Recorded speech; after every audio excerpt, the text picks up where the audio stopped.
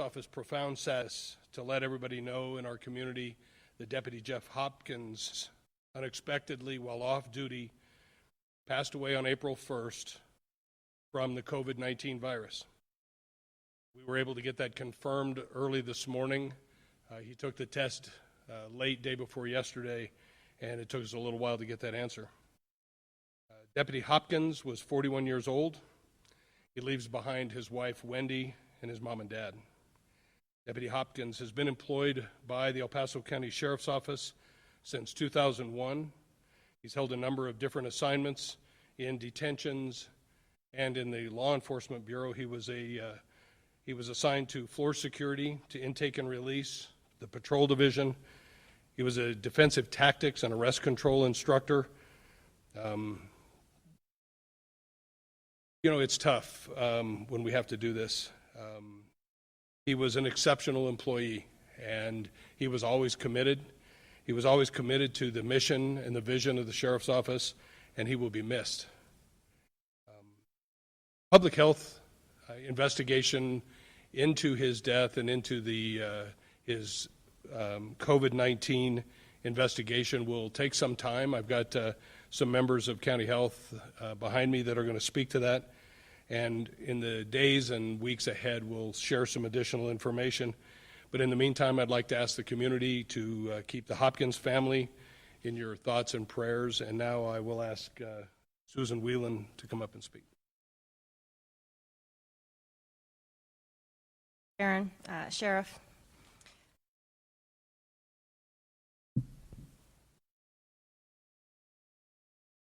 We've honored each victim of the disease in our community. Today we also mourn one of our own, a first responder, a dedicated servant, and a husband and a father.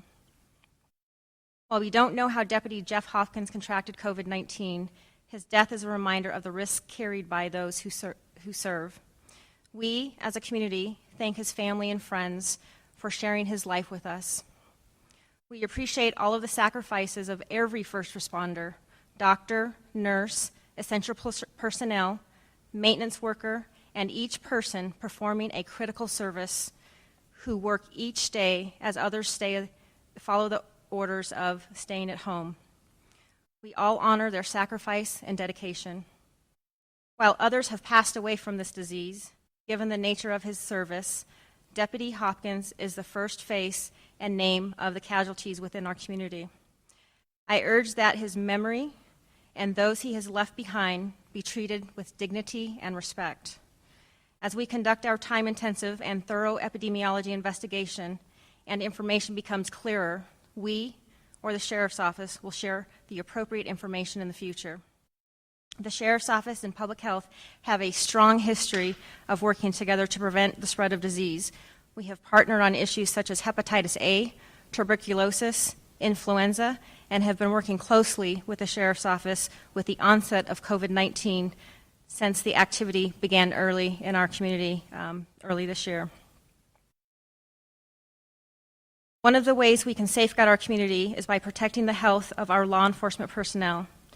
Our team is quickly moving to conduct an epidemiological investigation to determine both potential sources of exposures and identify individuals who may have been exposed.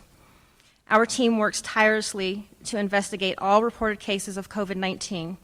Each day we receive a minimum of 25 cases, requiring an investigation by a public health disease expert or epidemiologist. When a case is reported, our team initiates outreach to investigate the case the same day in which we receive the report. Through interviews and investigations, our team identifies others who may be at risk of infection and notify those individuals. On average, for each case we interview, we identify 10 additional contacts. Today is it's a hard day for all of us, and we emphasize this disease can affect anyone at any age, and including the elderly and vulnerable population, as data shows. But today's chapter of our COVID-19 story is a sobering reminder that the disease can affect anyone, and no one is immune. Our team will work tirelessly to investigate all reported cases of COVID, and as tough as this day is, We will continue to work hard to fulfill our mission of protecting the safety of our community.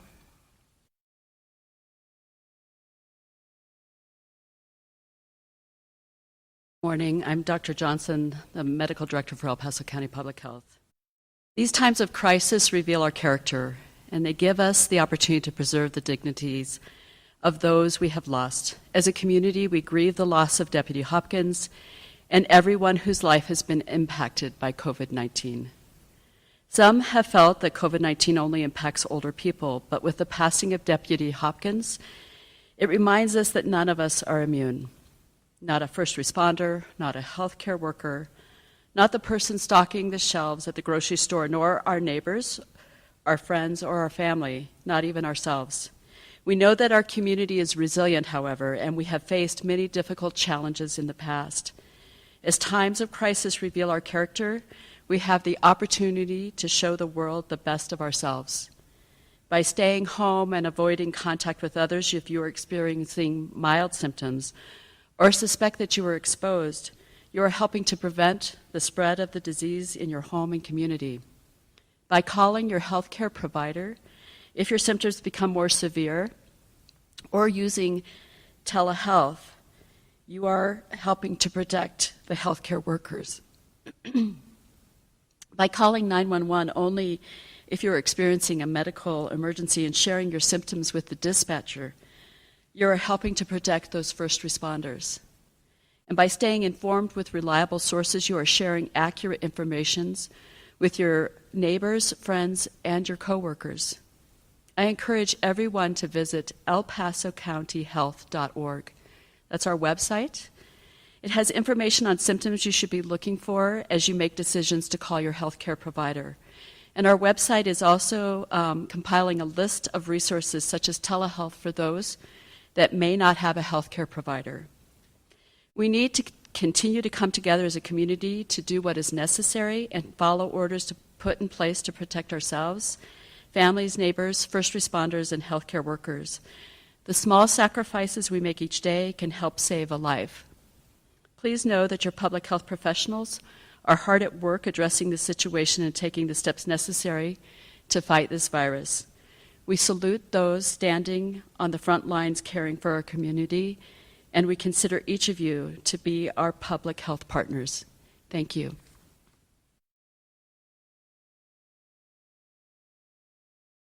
Dr. Leon Kelly, I'm the Deputy Medical Director for the El Paso County Public Health Department.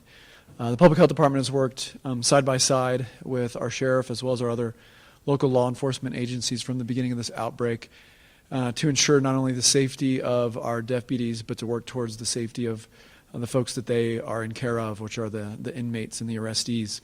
From the beginning, we have worked diligently to prevent the kinds of tragic losses that we're here to talk about today.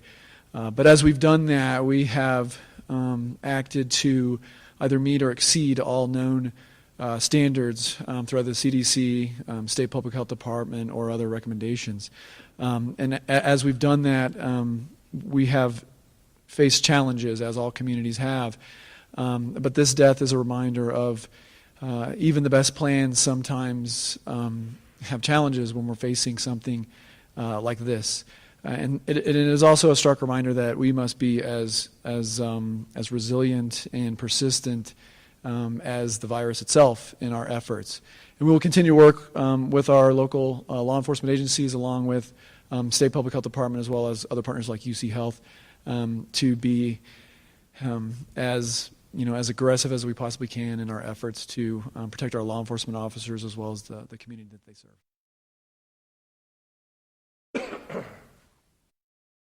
Thanks, everybody. Like they've said, we started preparing our response back as early as the 11th of March. Starting on the 15th, we put together some pretty robust plans and processes in place, began some aggressive disinfecting of the building and patrol cars, and we're down to the point now where everybody that comes in any one of our buildings, we take their temperature and ask them strategic questions to try and stop the spread of this virus, just so that we didn't have to have these kinds of discussions. And so I appreciate our partnerships more than they even know.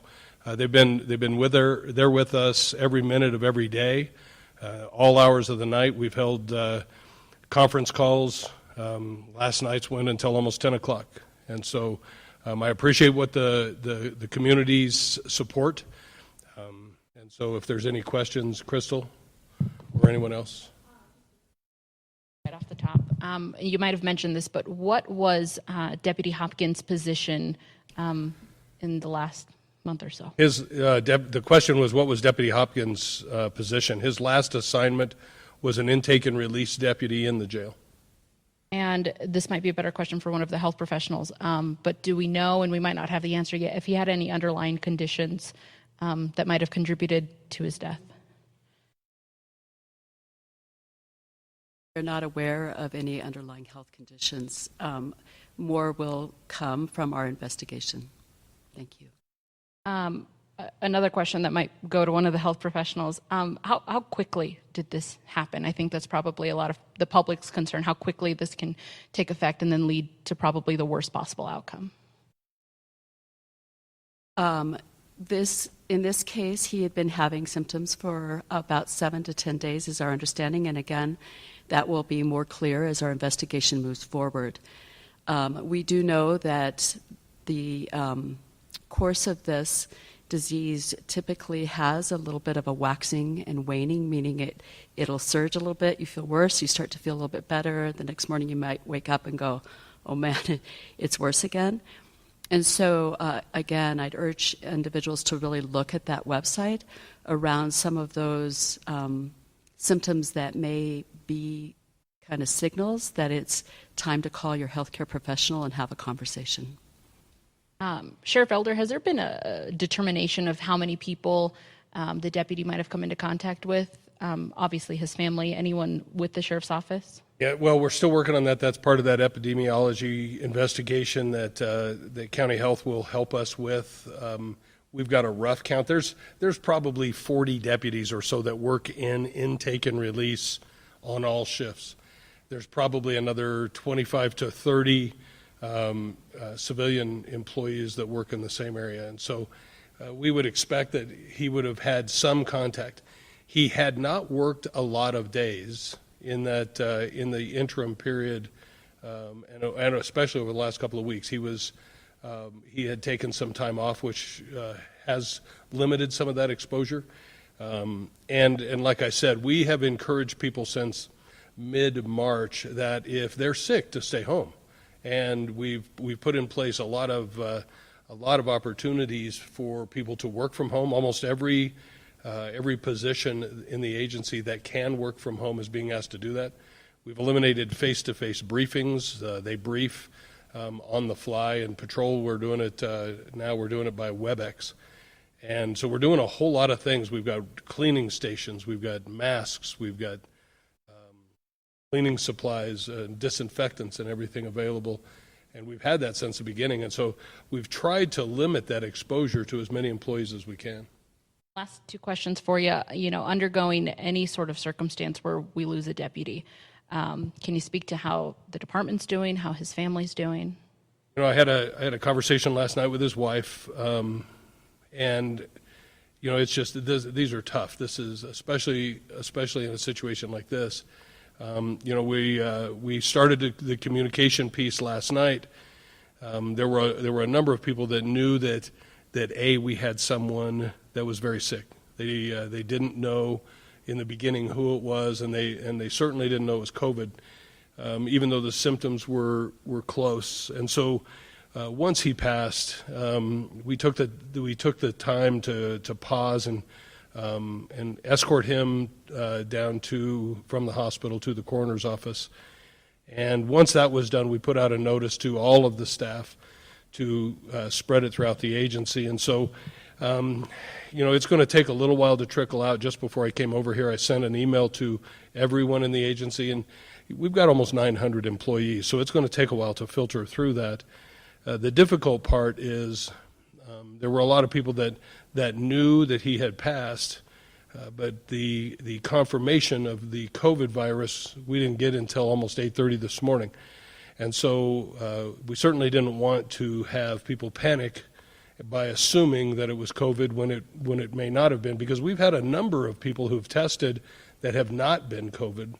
And so, we want to celebrate the fact that while there are a lot of people sick, out of the 900 people in the agency, we've only had 8 positive lab-confirmed tests. And so, and people are getting better, even the ones that have had that. Kind of answered my question there, but Deputy Hopkins' death was in addition. I think before today we had 6 deputies. You said now there's 8. Right, there's 8. We had Deputy Hopkins is one of the 8, and then we had another one yesterday as well.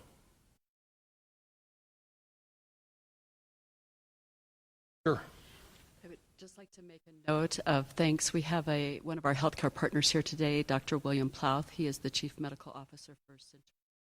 And if there are questions that you'd like to address to him, he would be available after the conference. Thank you. I appreciate the support.